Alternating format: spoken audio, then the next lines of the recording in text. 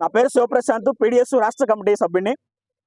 ఈరోజు పీడిఎస్ రాష్ట్ర కమిటీ పిలుపులో భాగంగా భద్రాచలం జూనియర్ కళాశాల దగ్గర విద్యారంగ సమస్యల పరిష్కారం కావాలని, విద్యార్థులు పడుతున్నటువంటి బాధల్ని రాష్ట్ర ప్రభుత్వాన్ని తెలియజేయడం కోసం రాష్ట్ర కమిటీ పిలుపులో నిరసన కార్యక్రమం చేయాలని చెప్పేసి ఈరోజు రాష్ట్ర కమిటీ పిలుపునిచ్చింది.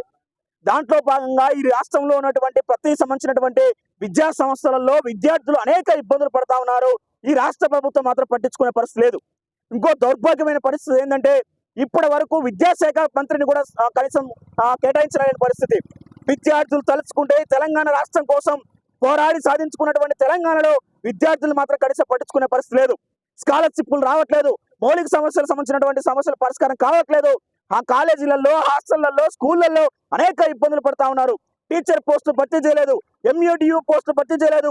ఈ రాష్ట్రంలో మొత్తం ఎక్కడ కూడా పర్మనెంట్ ఎంఈఓ లేరు, డిఈఓ లేని పరిస్థితి కనబడతా ఉంది. దాంతో పాటు లెక్చరర్స్ లేని పరిస్థితి కనబడతా ఉంది. దాంతో పాటు ప్రిన్సిపాల్ సంబంధించినటువంటి లేని కొరత కనబడతా ఉంది.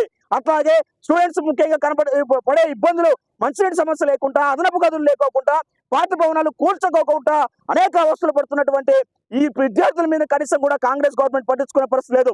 దాంతో పాటు గతంలో ఉన్నటువంటి బీఆర్ఎస్ గవర్నమెంట్ కూడా కనీసం పట్టించుకునే పరిస్థితి లేదు. కాబట్టి ఈ రెండు సంబంధించినటువంటి ప్రభుత్వాలు వచ్చినటువంటి కానీ విద్యార్థులకు మాత్రం ఏ ఒరిగింది లేదనేది కూడా స్పష్టంగా పీడిఎస్ చెప్తా ఉంది. వేలాది కోట్లాది రూపాయలు స్కాలర్షిప్ రాని పరిస్థితి కనబడతా ఉంది.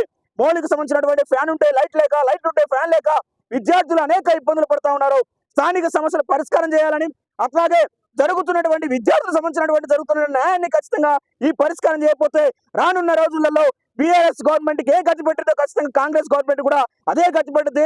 రేవంత్ రెడ్డి నువ్వు గుర్తుంచుకోవాలి, విద్యార్థులతో, విద్యార్థి సంబంధించిన సంఘాలతో పెట్టుకోవద్దు. ఖబర్దార్, ఖచ్చితంగా నేను గద్దె దించేందుకు మా పోరాటం నిర్వహిస్తాం.